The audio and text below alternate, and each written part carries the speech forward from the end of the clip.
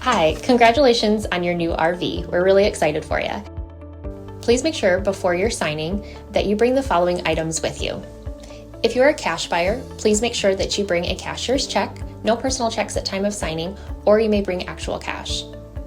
If you're a finance customer, please make sure that you bring proof of insurance listing your specific lien holder. If you need that information, please call us ahead of time.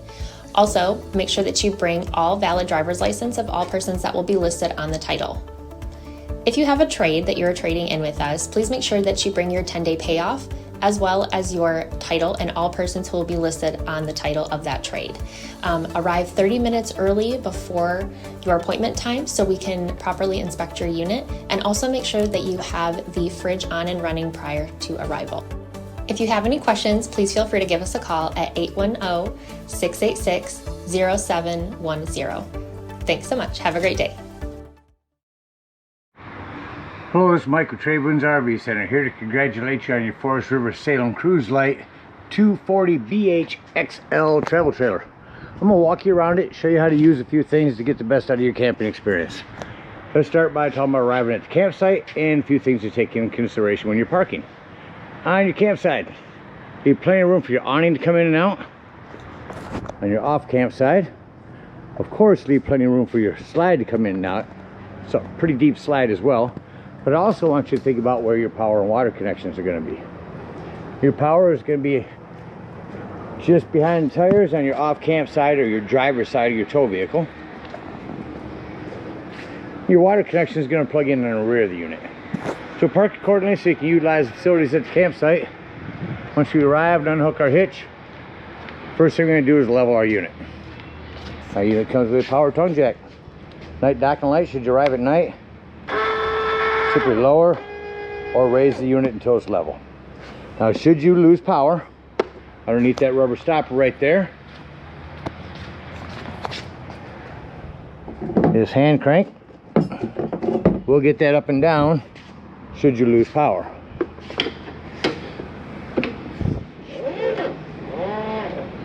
Speaking of power, check your battery post every now and then. Make sure those haven't wiggled loose going down the road. Once we got our unit level, next thing we're going to do is stabilize it. All four corners of your unit, you have stabilizing jacks, but you also have strong arms on them. Let's start by talking about arriving at the campsite. At this point, they should be loose. Lefty loosey like everything else. So that when you bring these down, I don't see a hand crank in this unit, but I do see a 3/4 inch crank, 3/4 inch socket. Now, when you run these down, I'm going to recommend stabilizing jack pads. Jack pads are going to protect the feet of your stabilizing jacks from dirt and debris and hot blacktop in the summer. It's going to better distribute the weight. Run these down just until they're taut. Remember, our unit's already level. We don't want to change the levelness. We just want to stabilize it.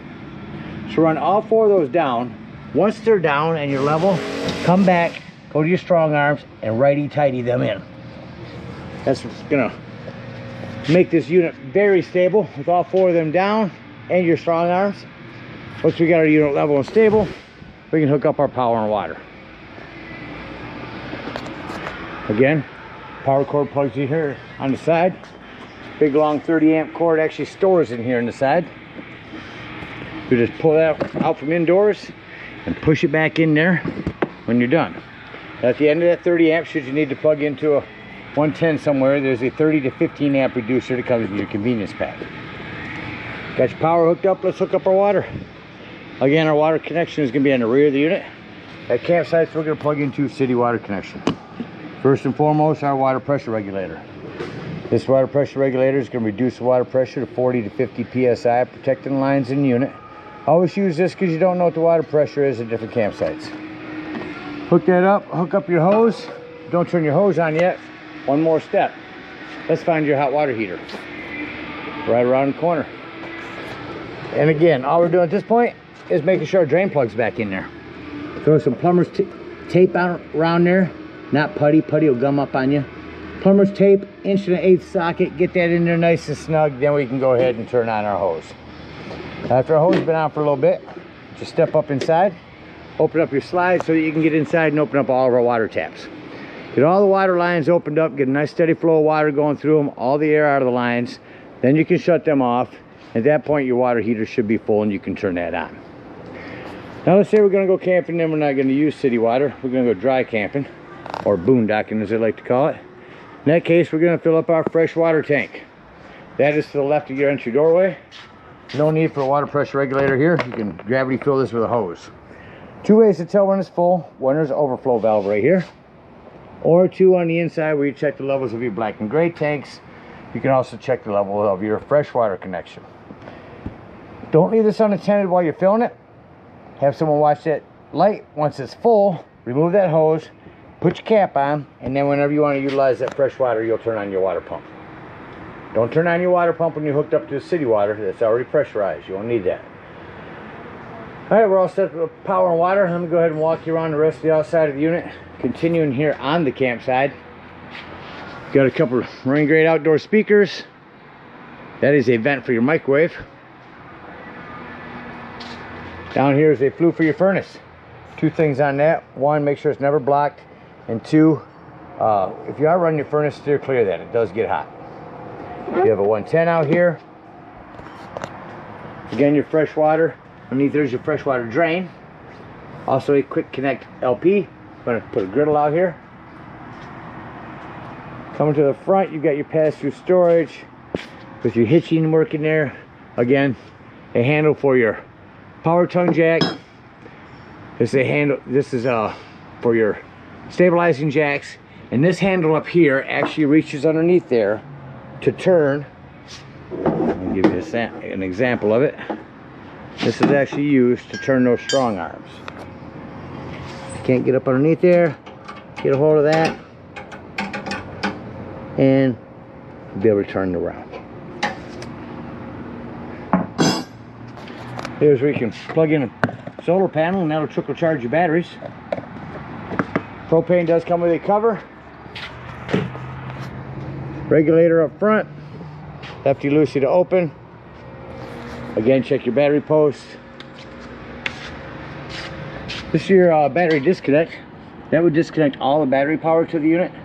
That'll come important later when I talk about your carbon monoxide propane detector. Again, our pass-through storage, other stabilizing jacks. On your slides, I'll show you here on the rear. On your wipers, you want them to stay flexible and pliable over the years. They actually have a spray that you can spray on those. Pick up a bottle of that and spray it on there every now and then.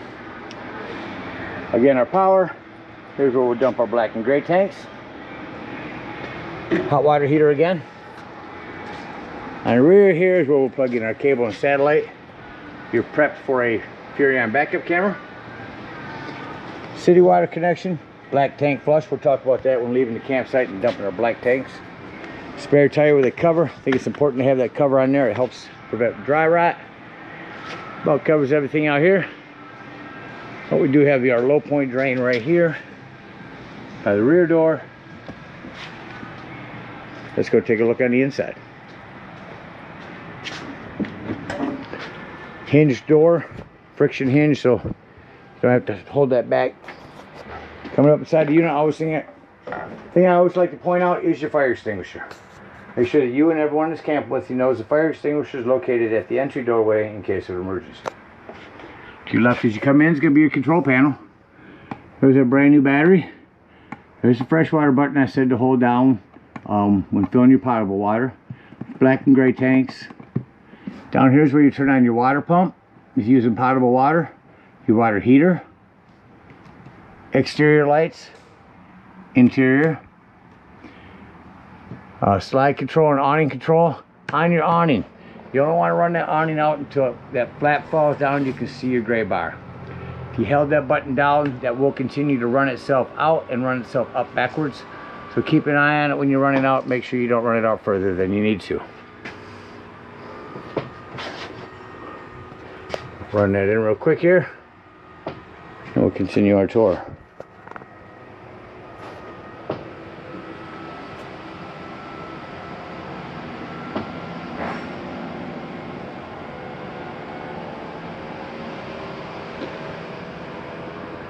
And with that in, shut off our lights. These are called slam locks for a reason. They work best when gently slammed. Coming up inside, you got a lot of individual lighting to turn on. One touch, they call it. Come back to our entertainment center. If you put a TV in here, there's a backer for it. If you put one in, run your wires down through here.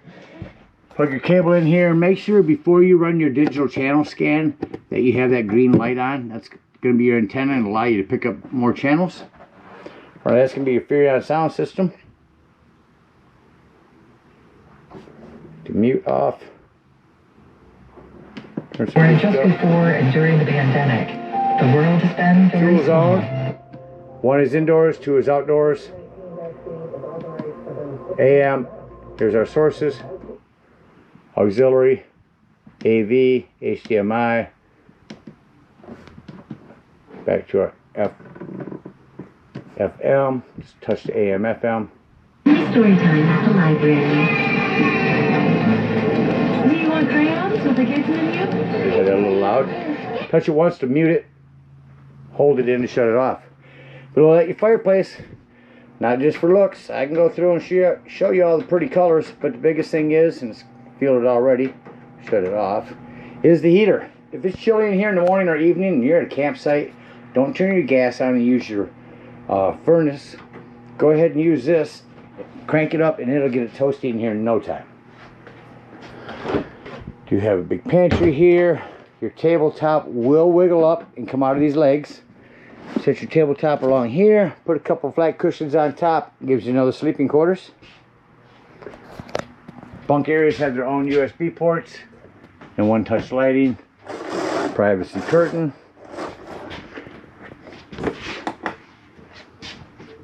Down below, next to your bunk area,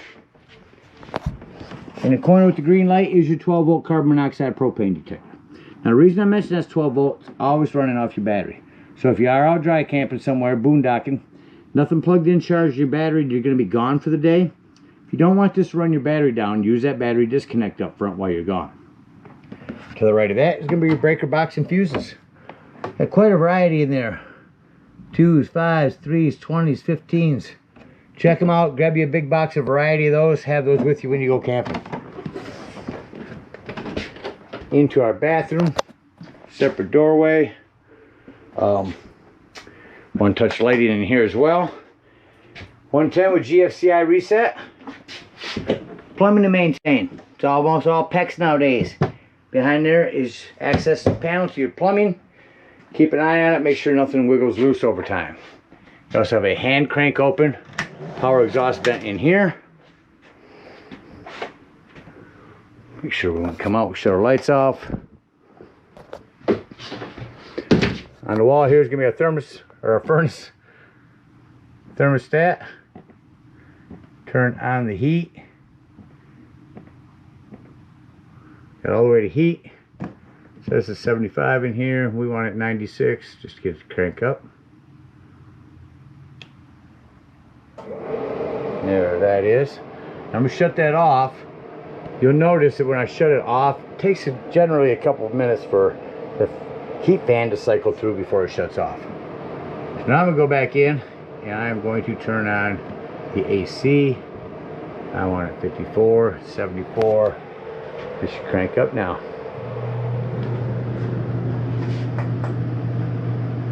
Now you do have quick dumps on these. I recommend when you get to the campsite that you open up your quick dumps. It allows all the cold air to circulate around. And then whenever you go into the bedrooms at night, close them and it'll force it into these better.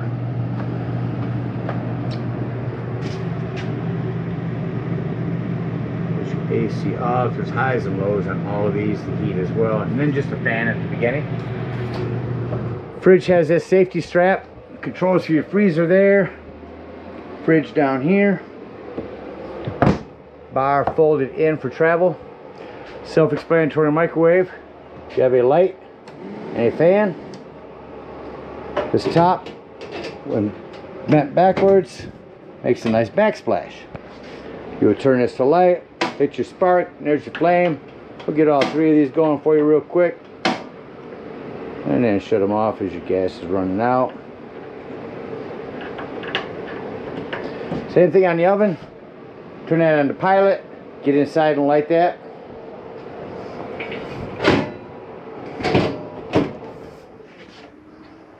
More plumbing to maintain underneath here. There's your access panel to that, as well as your water pump. Coming back into the bedroom, not much to talk about in here, other than you are prepped for a TV back here as well. One-touch lightings, storage underneath the bed that is accessible from outdoors. That about covers everything on the inside. I act like we're leaving the campsite and close the unit up. I actually began by shutting off my interior lights, because then there's a little accent from up there. There's your smoke alarm as well. Then we can walk through and individually get all the rest of the lighting.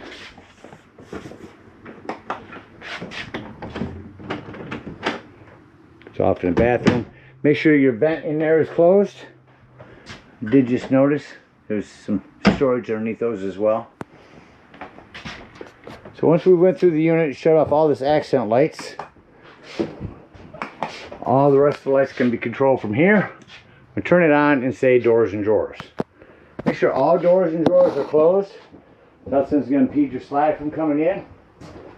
Go ahead and put this curtain back in proper position. Again, both these doors closed, these drawers here closed especially. Nothing's going to hit in here. Come up here and press up on the one to your right, which is your slide.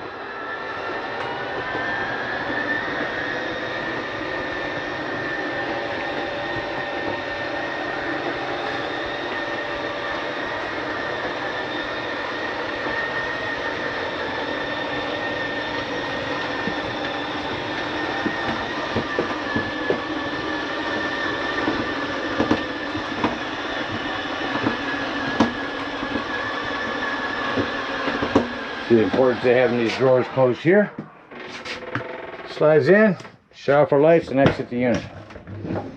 Now on these stairs, most important thing you want to remember, bring them down or up, is to have your door open all the way. Otherwise this will catch on it.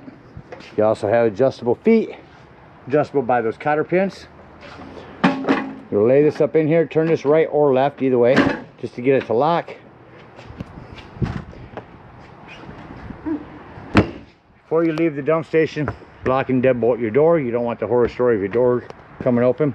And you want to be able to get in there and check your tanks when we get ready to dump. If we're out boondocking, it's going to bring up our stabilizing jacks, dump our fresh water, and hit the road. If we're at a campsite, we're going to unhook our power, our water, our cable, bring up our stabilizing jacks, hook up our hitch, and head on up to the dump station. At the dump station, park accordingly. Your dump is going to be right behind your tires on your off-camp side or your driver's side of your tow vehicle. There is a 10-foot hose comes with your convenience pack. You're going to arrive, hook that up. First thing you're going to do is pull this black part back here. That's going to be your sewage. Now listen for that to be done draining. Once it is done draining, leave that black handle open. Go inside, check and make sure your black tank's empty. If it is, again, leave that black handle open. Grab your hose at the dump station. Come on up here to this black tank flush. Plug that in there and turn that on for a good 5 minutes. Let that wash all that nastiness out of your black tank. When that's done, remove your hose, close that back up. Make sure all that washout you just put in there has drained. Then close that black and pull either one of your grays first. Start on the left, pull that gray. Then go to the other and pull the other gray.